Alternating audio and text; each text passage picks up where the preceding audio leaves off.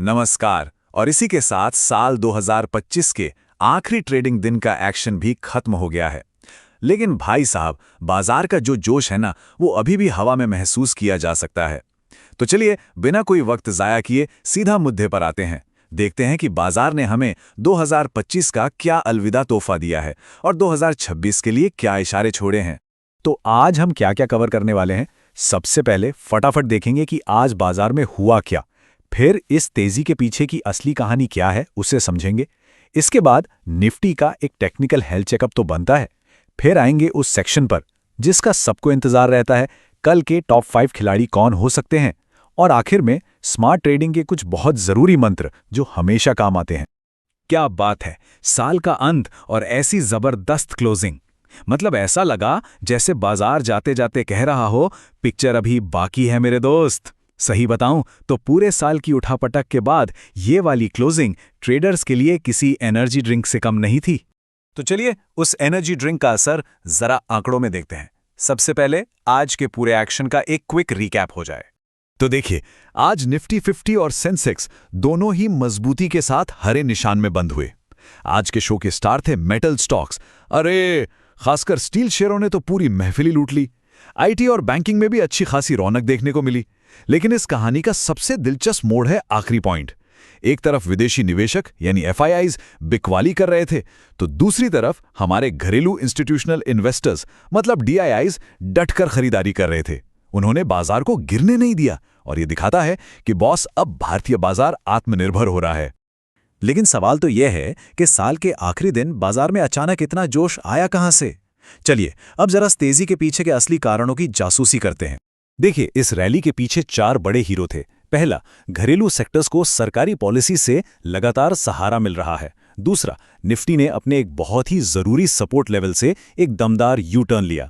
तीसरा, हमारे जो टेक्निकल जासूस हैं मतलब आरएसआई और एमएसीडी जैसे इंडिकेटर्स, वो भी सब चंगासी का सिग्नल दे रहे थे। और चौथा, साल के अंत में जो बड़े बड़े फंड्स होते हैं ना, वो अपने पोर्टफोलियो को थोड़ा चमकाते हैं, जिसे फैंसी भाषा में रीबैलेंसिंग कहते हैं। उसका भी बाजार पर एक पॉजिटिव असर पड़ा। अच्छा, जब ये समझ लिया कि क्यों, तो अब आते हैं आगे क्या पर। चलिए सीधे निफ्टी के चार्ट्स की दुनिया में चलते हैं और देखते हैं कि टेक्निकल लेवल पर आखिर चल क्या रहा है। ये एक तरह से बाजार का हेल्थ रिपोर्ट कार्ड है। तो ट्रेडर्स के लिए सबसे जरूरी बात, 25,800 से 26,000 का जो लेवल है ना, वो निफ्टी के लिए एक मजबूत सेफ्टी नेट की तरह है। इसके नीचे जाना मुश्किल है। ऊपर की तरफ 26,200 से 26,500 एक दीवार की तरह खड़ा है, जिसे हम रेजिस्टेंस कहते हैं। असली पार्टी तो तब शुरू होगी जब निफ्टी 26,200 के लेवल को पार करके उसके ऊपर टिकना शुरू कर दे। अगर ऐसा हुआ तो समझिए एक नई और तेज रैली का दरवाजा खुल जाएगा। और अगर हम इंडिकेटर्स की भाषा समझें तो आरएसआई 60 के ऊपर है, जो कि साफ साफ तेजी का संकेत है। मैकडी ने एक पॉजिटिव क्रॉसओवर दिया है, जिसे ट्रेडर्स की दुनिया में एक बाय सिग्नल माना जाता है। और सबसे अच्छी बात, निफ्टी अपनी 50 और 200 दिनों की मूविंग एवरेज के ऊपर आराम से बैठा है, जो दिखाता है कि लॉन्ग टर्म ट्रेंड पॉजिटिव है। कुल मिलाकर मीडियम टर्म के लिए आउटलुक थोड़ा संभल कर लेकिन बुलिश बना हुआ है। चलिए अब उस हिस्से पर आते हैं जिसका सबको बेसब्री से इंतजार रहता है। वो कौन से 5 स्टॉक्स हैं जो नए साल के पहले दिन हमारे रडार पर होने चाहिए। हमारी लिस्ट का पहला खिलाड़ी है जेएसडब्ल्यू स्टील। जैसा कि हमने बात की, पूरे मेटल सेक्टर में जबरदस्त मोमेंटम है और इस स्टॉक ने भारी भरकम वॉल्यूम के साथ एक ब्रेकआउट दिया है। इसका सपोर्ट 1050 के आसपास है और टारगेट 1180 से 1220 तक के दिख सकते हैं। लेकिन एक बात गांठ बांध लीजिए, 1010 रुपए का स्टॉप लॉस लगाना बेहद जरूरी है। और इसी स्टील पार्टी को जो लीड कर रहा है वो है सेक्टर का किंग टाटा स्टील। ये स्टॉक अपने सभी जरूरी मूविंग एवरेजेस के ऊपर मजबूती से टिका हुआ है, जो इसकी ताकत को दिखाता है। 1350 रुपए का एक अच्छा सपोर्ट लेवल है, जबकि टारगेट 1480 से 1520 तक जा सकते हैं। इसमें 1320 रुपए का स्टॉप लॉस मेंटेन करना होगा।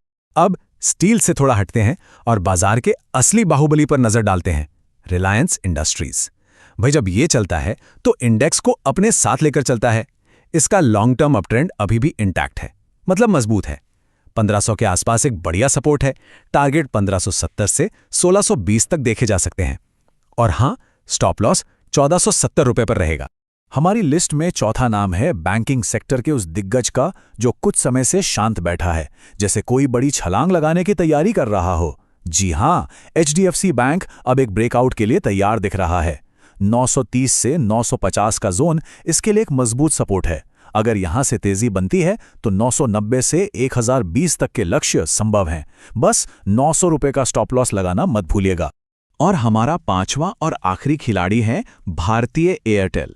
ये एक ऐसा डिफेंसिव स्टॉक है जो चुपचाप बिना किसी शोर शराबे के लगातार ऊपर की ओर बढ़ रहा है। ये हायर हाई हायर लो का क्लासिक पैटर्न बना रहा है, जो एक मजबूत अपट्रेंड का पक्का संकेत है। 2020 के पास इसका सपोर्ट है और टारगेट 2150 से 2200 तक हो सकते हैं। इसके लिए स्टॉप लॉस 1980 रुपए पर रहेगा। ठीक है, स्टॉक्स तो हमने देख लिए, लेकिन सिर्फ सही स्टॉक चुनना तो आधी लड़ाई है। असली जीत अनुशासन और सही रणनीति से मिलती है। चलिए अब कुछ स्मार्ट ट्रेडिंग के मंत्रों पर नजर डालते हैं जो हमेशा हमेशा काम आते हैं। ये 4 नियम हमेशा याद रखिए। पहला, रिस्क मैनेजमेंट। अपनी पूरी कैपिटल का 5 से 8% से ज्यादा किसी एक ट्रेड में कभी मत लगाइए। दूसरा, अनुशासन। स्टॉप लॉस आपका सबसे अच्छा दोस्त है जो आपको बड़े नुकसान से बचाता है। इसका इस्तेमाल जरूर करें। तीसरा, कंफर्मेशन। जब कोई स्टॉक ब्रेकआउट दे तो वॉल्यूम जरूर देखिए। ज्यादा वॉल्यूम का मतलब है कि बड़े खिलाड़ी भी उस मूव में शामिल हैं। और चौथा, सबसे जरूरी, साइकोलॉजी। डर और लालच को कंट्रोल करें।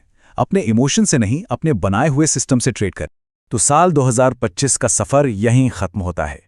लेकिन एक बड़ा सवाल हमारे सामने है, क्या 2026 में भी बाजार का ये बुलिश मोमेंटम, ये तेजी जारी रहेगी या नया साल अपने साथ कोई बड़ा सरप्राइज लेकर आने वाला है? इस सवाल पर सोचिएगा जरूर। हम जल्द मिलेंगे और भी विश्लेषण के साथ। धन्यवाद।